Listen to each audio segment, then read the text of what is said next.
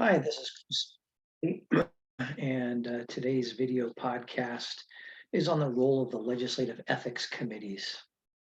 Obviously, ethics in the legislative branch of government is always an important topic, and both houses of the California legislature, the state assembly and state senate, have their own ethics committees. The Senate has also adopted an official code of conduct for its members. Both houses have extensive ethics and conflicts of interest rules, and both are bound by both constitutional and statutory ethics rules as well.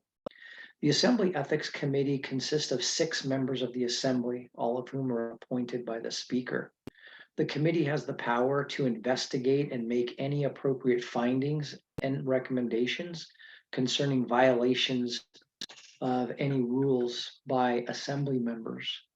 The committee's authority is set forth in the standing rules of the Assembly, as well as in Article 3 of Chapter 1 of Part 1 of Division 2 of Title 2 of the California Government Code.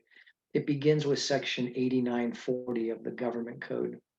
Now, under the Assembly rules, any person may file a verified complaint in writing, stating the name of the Assembly member who is alleged to have violated any standard of conduct.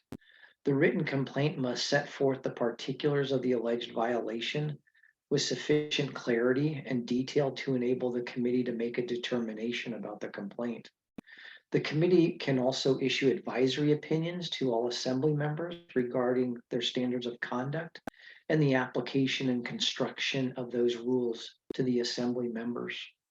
The committee may also secure an opinion from legislative counsel, or it can even issue its own opinion. Any advisory opinion by the committee must be prepared by committee members or its staff and be adopted by the full committee.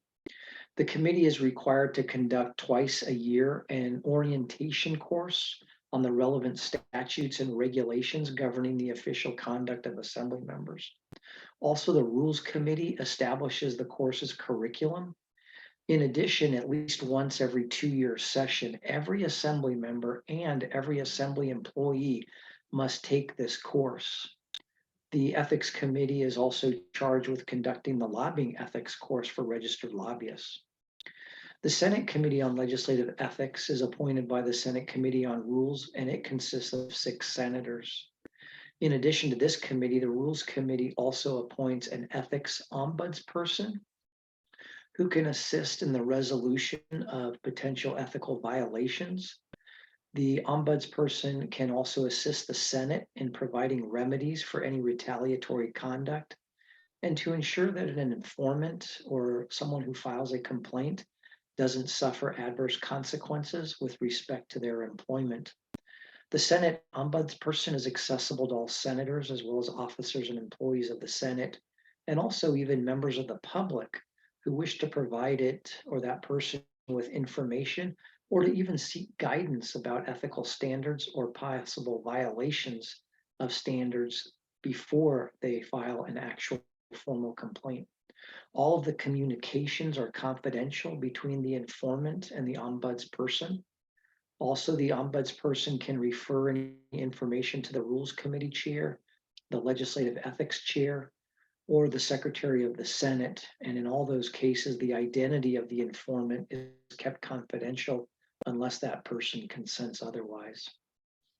The Senate Committee is required to maintain a public hotline telephone number for the purpose of contacting the Senate ombudsperson.